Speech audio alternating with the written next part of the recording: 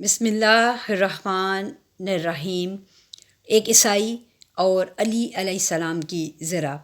حضرت علی علیہ السلام کے دور خلافت میں ان کی ذرا کوفے میں گم ہو گئی۔ کچھ ہی دنوں کے بعد وہ ذرا ایک عیسائی کے پاس دکھائی پڑی۔ علی اس عیسائی کو لے کر دربار قاضی پہنچے اور اس کے خلاف اپنا دعویٰ دائر کر دیا کہ یہ ذرا میری ملکیت ہے، اسے نہ میں نے کسی کے ہاتھ فروخت کیا ہے اور نہ ہی کسی کو بطور تحفہ پیش کیا ہے، اور ایک عرصے کے بعد میری یہ ذرا اس شخص کے پاس برآمد ہو رہی ہے۔ قاضی نے عیسائی کو مخاطب کرتے ہوئے کہا، ذرا کے سلسلے میں خلیفہ نے اپنا دعویٰ دائر کر دیا، اب اپنی صفائی میں تو کیا کہنا چاہتا ہے؟ اس نے کہا، یہ ذرا میری اپنی ذاتی ملکیت ہے اور اسی کے ساتھ ہی ساتھ میں خلیفہ کو جھوٹا بھی نہیں کہہ سکتا، ہو سکتا ہے انہیں اس کی شناخت میں غلطی ہو گئی ہو۔ قاضی نے علی علیہ السلام کو مخاطب کرتے ہوئے کہا، آپ مدعی ہیں اور یہ شخص منکر ہے، لہٰذا آپ کی ذمہ داری ہے کہ اپنے دعوے کے ثبوت میں کوئی گواہ پیش کریں۔ علی مسکراتے ہوئے بولے، قاضی ٹھیک ہی کہتا ہے، مجھے گواہ پیش کرنا چاہیے، لیکن اب اس اتفاق کو کیا کہا جائے کہ میرے پاس کوئی گواہ نہیں ہے۔ گواہ کی ناموجودگی میں قاضی نے اس عیسائی کے حق میں فیصلہ سنا دیا۔ قاضی کا حکم سنتے ہی اس عیسائی نے ذرا اٹھائی اور اپنے گھر کی طرف روانہ ہو گیا، لیکن اس عیسائی کو اچھی طرح معلوم تھا کہ یہ ذرا کس کی ہے۔ چنانچہ چند قدم چلنے کے بعد اس پر عجیب کیفیت طاری ہو گئی۔ وہ پھر لوٹ آیا اور کہنے لگا، یہ طرز حکومت اور لوگوں کے ساتھ کیے جانے والے سلوک کا انداز عام انسانی سلوک جیسا نہیں معلوم ہوتا، اور یہ طرز حکومت انبیاء کے طرز حکومت جیسا ہے۔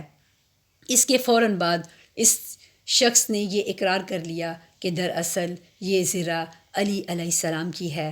تھوڑے دن بعد لوگوں نے دیکھا کہ وہ عیسائی مسلمان ہو گیا، اور انتہائی ذوق و شوق کے ساتھ جنگ نہروان میں اس نے پرچم علی علیہ السلام کے سایہ میں جنگ بھی کی۔ ایک اور سچی کہانی جس کا عنوان ہے امام صادق علیہ السلام اور صوفیہ کا ایک گروہ۔ سفیان ثوری مدینے کا رہنے والا تھا۔ ایک دن وہ امام صادق کی خدمت میں حاضر ہوا اور دیکھا کہ امام ایک عمدہ قسم کا سفید لباس پہنے ہوئے ہیں جو انتہائی خوبصورت اور دیدہ زیب معلوم ہوتا ہے۔ چنانچہ اس نے امام صادق پر اعتراض کرتے ہوئے کہا، یہ لباس آپ کے لائق نہیں ہے۔ آپ جیسے لوگوں کے لیے یہ بات قطعی مناسب نہیں ہے کہ آپ دنیاوی آرائش سے اپنے آپ کو آلودہ کر لیں۔ آپ جیسے لوگوں سے یہ امید کی جاتی ہے کہ زہد و تقوی اختیار کرتے ہوئے اپنے آپ کو دنیاوی آلودگیوں سے دور رکھیں گے، یعنی آپ جیسے متقی و پرہیزگار کو اچھے لباس اور عمدہ غذا جیسے دنیاوی جمیلے سے قطعی دور رہنا چاہیے۔ سفیان ثوری کی گفتگو کے بعد امام نے اس کو مخاطب کرتے ہوئے کہا، ارشاد فرمایا، میں تجھ سے ایک ایسی بات کہنا چاہتا ہوں جو تیرے لیے دنیا و آخرت میں بڑی مفید ثابت ہوگی، اور اگر تیرا مقصد اس سلسلے میں اسلامی احکام سے معلومات فراہم کرنا ہے تو بھی میری بات تیرے لیے انتہائی مفید اور معلوماتی ہوگی، لیکن اگر تیرا مقصد مذہب اسلام میں انحراف پیدا کرنا ہے اور ایک بدعت کے ذریعے سادہ لوح مسلمانوں کو گمراہی کا شکار بنانا ہے تو کوئی بات نہیں، کیونکہ بے راہ روی اور انحراف ایجاد کرنے والوں کے لیے میری بات بے سود ہوا کرتی ہے، لہٰذا اس سے تجھے کوئی فائدہ نہ ہو سکے گا۔ ممکن ہے کہ تیرے ذہن میں رسول مقبول صلی اللہ علیہ وآلہ وسلم، ان کے اصحاب اور دوستوں کی سادہ اور فقیرانہ زندگی کا خیال پیدا ہو رہا ہو، اور تو نے یہ سمجھ لیا ہو کہ فقیرانہ زندگی بسر کرنا قیامت تک کے مسلمانوں کے لیے ایک امر واجب قرار دیا جا چکا ہے، حالانکہ حقیقت یہ نہیں ہے۔ رسول مقبول اور ان کے وفادار ساتھی ایسے فقیرانہ اور پریشان کن حالات میں زندگی بسر کر رہے تھے جب چاروں طرف فقر و فاقہ اور سختی و تنگ دستی کا دور دورہ تھا، اور لوگ ان بنیادی چیزوں سے محروم تھے جو عام آدمی کو زندہ رہنے کے لیے ضروری ہوا کرتی ہیں۔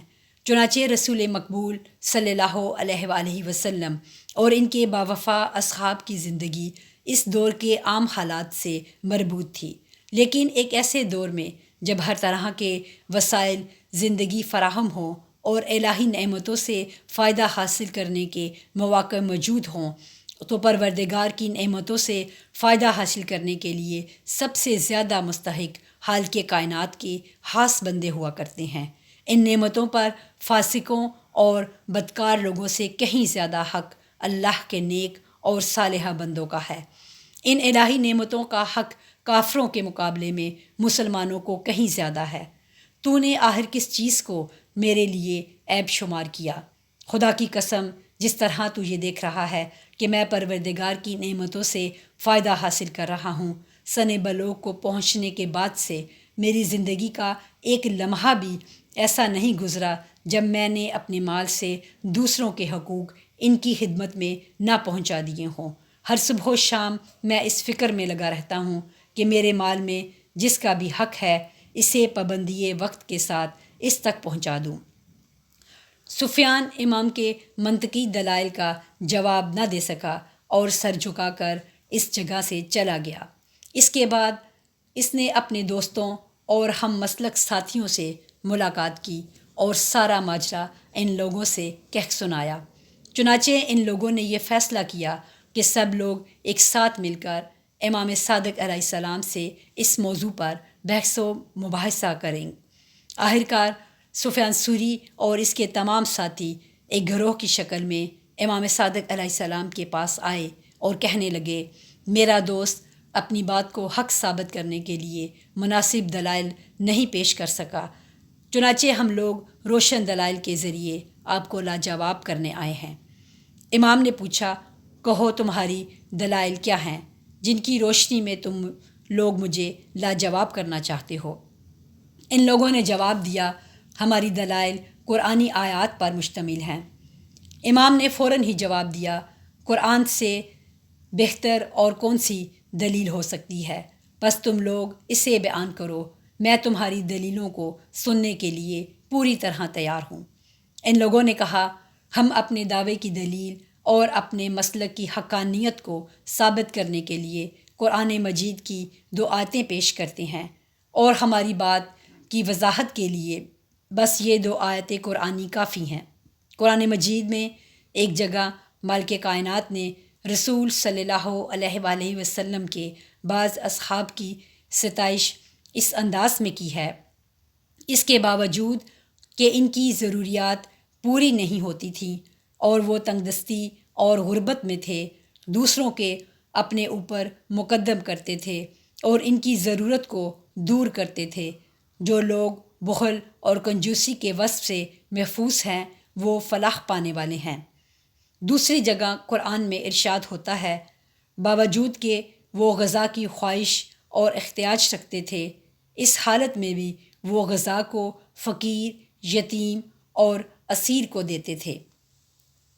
جیسے ہی ان لوگوں کی بات ختم ہوئی، اہل مجلس میں سے ایک شخص جو ان لوگوں کی بات بڑے غور سے سن رہا تھا، بے ساختہ بول پڑا، تمہاری اب تک کی باتوں سے جو کچھ میں سمجھ سکا ہوں وہ یہ ہے کہ تم لوگوں کو اپنی بات پر بھی پورا عقیدہ اور بھروسہ نہیں ہے۔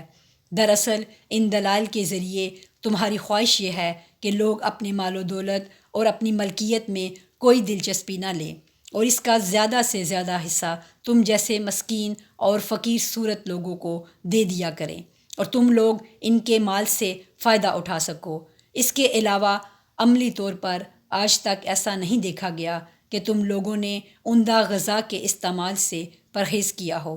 تمہاری اس تبلیغ کا مقصد واضح ہے کہ تم دوسرے مسلمانوں کو عمدہ غذا سے دور رکھنا چاہتے ہو۔ امام علیہ السلام نے اہل مجلس سے ارشاد فرمایا، تم لوگ جلد بازی میں اس قسم کی باتیں مت کرو، کیونکہ ایسی باتیں بے سود ہوا کرتی ہیں۔ اس کے بعد امام علیہ السلام نے گروہ صوفیہ کو مخاطب کرتے ہوئے پوچھا، تم لوگ قرآن مجید سے استدلال تو کرتے ہو، مگر پہلے یہ بتاؤ کہ کیا تم لوگ قرآن مجید میں محکم و متشابہ اور ناسخ و منسوخ کے درمیان فرق کر سکتے ہو یا نہیں؟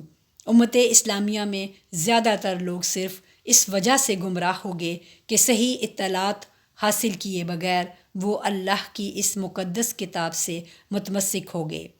صوفیہ نے جواب دیا، اس سلسلے میں ہمیں کچھ معلومات ضرور ہیں، مگر پوری طرح سے ان چیزوں کا علم ہم لوگوں کو نہیں ہے۔ امام علیہ السلام نے کہا، دیگر افراد کی طرح تم لوگوں کی بھی بدقسمتی بھی یہی ہے۔ آیات قرآنی کی طرح احادیث پیغمبر صلی اللہ علیہ وآلہ وسلم بھی ہیں۔ حدیث اور قرآن سے استدلال کرتے وقت ان دونوں چیزوں سے متعلق جملہ علوم پر پوری دسترست رکھنا بہت ضروری ہے، اور اگر ایسا نہ کیا گیا تو گمراہی کے امکانات زیادہ ہیں۔ اپنی گفتگو کا سلسلہ جاری رکھتے ہوئے امام صادق علیہ السلام نے صوفیہ کو مخاطب کرتے ہوئے ارشاد فرمایا، لیکن تم لوگوں نے جن قرآنی آیات کو اپنے مسلک کی حقانیت اور اپنے موجودہ دعوے کے ثبوت میں پیش کیا ہے، اس کی روشنی میں اللہ کی نعمتوں کے استعمال کو حرام نہیں قرار دیا گیا، بلکہ ان آیات کا تعلق انکساری، بخشش اور قربانی سے ہے۔ ان آیتوں میں قرآن مجید ان لوگوں کی مدح کرتا ہے جنہوں نے ایک مخصوص وقت میں دوسروں کو اپنی ذات پر مقدم شمار کیا اور انہیں ترجیح دیتے ہوئے اپنے حلال مال کو خود استعمال کرنے کے بجائے دوسروں کی خدمت میں پیش کر دیا۔ اگر انہوں نے اپنا مال نہ دیا ہوتا تو بھی وہ گنہگار نہ قرار دیے جاتے، کیونکہ پروردگار نے ان لوگوں کو یہ حکم نہیں دیا تھا کہ وہ ایسا ضرور کریں، اور اس کے ساتھ ہی ساتھ مالک کائنات نے ایسا کرنے سے روکا بھی نہیں تھا۔ چنانچہ ان لوگوں نے احسان اور مہربانی کے حکم کی روشنی میں اپنی ذات پر تکلیفیں برداشت کر لیں اور اپنا مال دوسروں کے حوالے کر دیا، جس کا بدلہ پروردگار نے انہیں یقیناً عطا کرے گا۔ بس ان آیات اور تمہارے دعوے کے درمیان کوئی مطابقت نہیں ہے، کیونکہ تم ان لوگوں کی مذمت کرتے ہو جو اپنے مال اور اللہ کی عطا کردہ نعمتوں سے فائدہ حاصل کرتے ہوئے، اور قرآن مجید تمہیں ایسا کرنے کی قطعی اجازت نہیں دیتا۔ امام صادق علیہ السلام نے ان صوفیہ کو مخاطب کرتے ہوئے مزید کہا، اس دن ان لوگوں نے یعنی اصحاب رسول صلی اللہ علیہ وآلہ وسلم نے اس قسم کی سخاوت اور بخشش کا مظاہرہ ضرور کیا، لیکن بعد میں خداوند عالم کی طرف سے اس سلسلے میں کامل اور جامع حکم آ پہنچا، جس میں خداوند عالم نے اس کام کی حدود معین کر دی، اور چونکہ اللہ کا یہ حکم بعد میں آیا، اس لیے یہ حکم ان لوگوں کے عمل کو منسوخ کر دیتا ہے۔ چنانچہ ہمیں اس حکم کی پیروی کرنی چاہیے، نہ کہ اصحاب رسول کے اس عمل کی۔ خداوند عالم نے مومنین کے حالات کی اصلاح کے لیے اپنی رحمت خاص کے ذریعے اس بات سے منع کیا ہے کہ کوئی شخص اپنے اہل و عیال کو تکلیف میں رکھ کر اپنی پونجی دوسروں کے حوالے کر دے، کیونکہ اس شخص کے گھر والوں میں بوڑھے، بچے اور کمزور لوگ بھی ہوا کرتے ہیں جو اس تکلیف کا تحمل نہیں کر سکتے۔ فرض کرو میرے پاس ایک روٹی ہے اور میں اسے دوسروں کے اوپر خرچ کر دیتا ہوں، تو اس کا انجام یہ ہوگا کہ میرے اہل و عیال جن کی ذمہ داری میرے اوپر ہے وہ تباہی، بربادی اور ہلاکت کا شکار ہو جائیں گے۔ لہٰذا رسول مقبول صلی اللہ علیہ وآلہ وسلم نے ارشاد فرمایا، اگر کسی شخص کے پاس کچھ خرمے یا کچھ روٹیاں یا چند دینار ہیں اور وہ انہیں خرچ کرنا چاہتے ہیں، تو اسے چاہیے کہ پہلے وہ اسے اپنے والدین پر خرچ کرے، اس کے بعد وہ اس میں سے اپنی بیوی، بچے اور خود اپنی ذات کو ترجیح دے، اور تیسری منزل میں وہ اسے اپنے عزیزوں، رشتہ داروں اور بھائیوں پر خرچ کرے، اور چوتھی منزل پر خیرات وغیرہ کی راہ میں خرچ کرے۔ اس طرح خیرات کی منزل سب کے بعد آتی ہے۔ رسول خدا صلی اللہ علیہ وآلہ وسلم نے جس وقت یہ سنا کہ انصار میں ایک شخص مر گیا، اس کے چھوٹے چھوٹے بچے موجود ہیں، اور مرنے سے پہلے اس شخص نے اپنی ساری ملکیت راہ خدا میں خرچ کر دی ہے، تو آپ نے ارشاد فرمایا، اگر تم لوگوں نے اس بات کی اطلاع مجھے پہلے دے دی ہوتی تو میں اسے مسلمانوں کے قبرستان میں دفن کرنے کی اجازت ہرگز نہ دیتا۔ وہ اپنے بچوں کو بے سہارا چھوڑ کر چلا گیا کہ دوسروں کے سامنے ہاتھ پھیلائے رہیں۔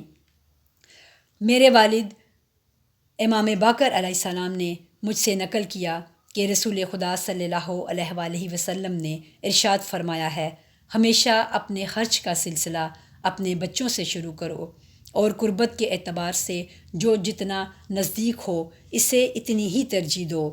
ان تمام باتوں کے علاوہ قرآن مجید تمہاری روشن اور تمہارے مسلک کی نہیں کرتا ہے۔ ایک جگہ قرآن مجید یوں ارشاد کرتا ہے، متقی اور پرہیزگار وہ لوگ ہیں جو بخشش اور انفاق کے مقام پر اسراف اور زیادہ روی اور نہ کنجوسی اور بخیلی سے کام لیتے ہیں، بلکہ وہ لوگ اعتدال اور میانہ روی کو اختیار کرتے ہیں۔ قرآن مجید کی اکثر و بیشتر آیات میں جس طرح بخیلی اور کنجوسی کی ممانعت کی گئی ہے، بالکل اسی طرح بذل و بخشش میں فضول خرچی اور تندروی کی بھی نہیں کی گئی ہے۔ قرآن کریم نے اس کام کے لیے میانہ روی کا درس دیا ہے۔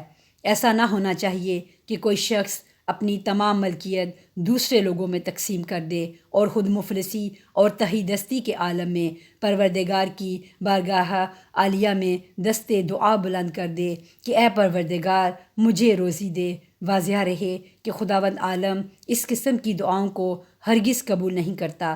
پیغمبر اسلام صلی اللہ علیہ وآلہ وسلم نے ایک جگہ پر ارشاد فرمایا ہے کہ خداوند کچھ لوگوں کی دعاؤں کو ہرگز قبول نہیں کرتا، اور وہ یہ لوگ ہیں: الف، جو شخص پروردگار سے اپنے ماں باپ کی برائی کا خواہاں ہوتا ہے۔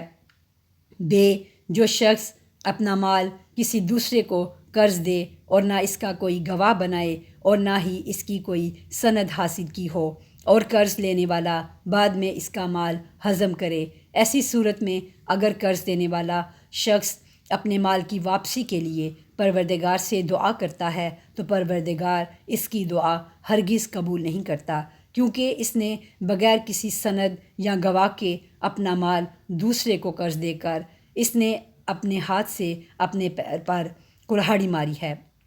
جیم، جو شخص پروردگار سے یہ دعا کرتا ہے کہ اسے اس کی بیوی کے شر سے نجات عطا کر دے تو پروردگار ایسے شخص کی دعا بالکل نہیں سنتا، اس لیے کہ بیوی کے شر سے نجات حاصل کرنے کا طریقہ اور ذریعہ خود اس شخص کے ہاتھوں میں ہوا کرتا ہے۔ اگر وہ واقعی اپنی بیوی سے پریشان اور عاجز ہو چکا ہے تو اسے اختیار ہے کہ ایسی بیوی کو طلاق دے کر اپنی پریشانی دور کرے۔ دال، جو شخص اپنے گھر کے اندر ہاتھ پر ہاتھ رکھے ہوئے بیٹھا رہے اور پروردگار سے روزی کا طلبگار ہو تو پروردگار ایسے لالچی اور جاہل بندے کی دعا کے جواب میں ارشاد فرماتا ہے، اے میرے بندے، کیا میں نے تیرے لیے حرکت و جنبش کی راہیں نہیں کھول رکھیں؟ کیا میں نے تجھے صحیح اور مضبوط اعضاء و جوارح نہیں عطا کیے؟ کیا میں نے تجھ کو ہاتھ، پیر، آنکھ، کان اور عقل سلیم عطا کی ہے تاکہ تو دیکھ سن کر اس پر غور و فکر کے بعد تلاش معاش میں ہاتھ پیر کو حرکت دے؟ ان تمام اعضاء کی تخلیق کا ایک مقصد ہے۔ ان نعمتوں کا شکر یہ ہے کہ تو ان سے کام لے۔ اس طرح میں نے اپنے اور تیرے درمیان حجت تمام کر دی تاکہ تو ہر چیز کو حاصل کرنے کے لیے محنت سے کام لیتے ہوئے قدم آگے بڑھا سکے اور محنت و کوشش پر مبنی میرے حکم کی اطاعت بجا لائے اور دوسرے کے کندھے کا بوجھ نہ بنے۔